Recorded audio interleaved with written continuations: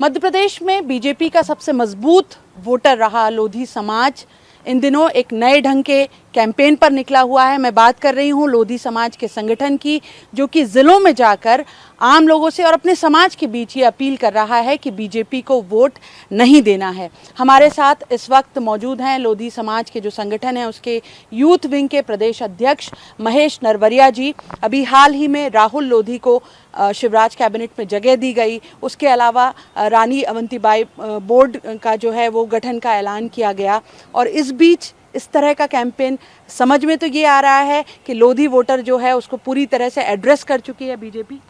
नहीं, क्या है ना दीदी, पिछले 3 कार्यकाल से पहले दशरथ सिंह जी को 3 महीने के लिए मध्य प्रदेश में कैबिनेट मंत्री बनाया गया।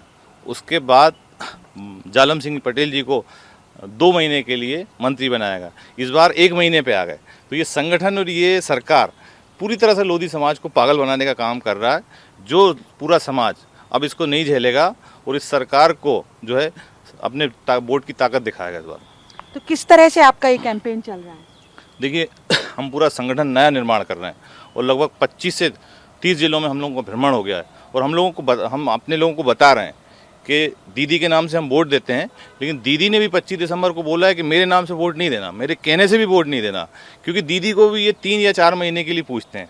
उससे पहले उन्हें भी ताकत नहीं देते और हमारे लोगों को भी ताकत नहीं देते। हालांकि राहुल लोधी कैबिनेट में आए हैं और जो 2 बड़े नेता हैं आपके समाज से जो आते हैं, प्रहलाद पटेल और उमा भारती, उन दोनों की ही भूमिका 2023 के विधानसभा चुनाव में बहुत महत्वपूर्ण रहने वाली है, खास तौर पर लोधी वोटर के बीच। देखिए, दीदी ने तो खुद से ही मना किया हुआ है कि इस बार वोट नहीं देना, और समाज भी जो है इस बार बहुत ज़्यादा लंबे समय से इस सरकार से परेशान हो चुकी है, माननीय मुख्यमंत्री जी से परेशान हो चुकी है। जिन क्षेत्रों में हम घूमे हैं वहाँ पर हमारे लोग त्रस्त हैं, नेताओं से त्रस्त हैं, मंत्रियों से त्रस्त हैं, हमारे अधिकारी त्रस्त हैं। उनकी कहीं पोस्टिंग नहीं है, कोई बड़ा अधिकारी नहीं दे रहे। हर वर्ग में कहीं ना कहीं दबाने का काम किया जा रहा है। तो कैसे आपको लगता है कि अगर लोधी वोटर जो है वो नाराज हो जाएगा तो ये बीजेपी के लिए बड़ी मुश्किल बन सकती है? देखिए, 65 सीटें ऐसी हैं जहां हम 15,000 से स्टार्ट करते हैं तो 65 से 70,000 वोटों की हमारी सीटें हैं, और अगर हम 10,000 से 15,000 की बात करें तो पूरी 100 सीटें मध्य प्रदेश में ऐसी हैं जिन पे हम निर्णायक भूमिका में हैं। तो उन सब से हम चर्चा कर रहे हैं और वो सब लोग इतने नाराज हैं इस सरकार से कि मैं आपको बता नहीं सकता।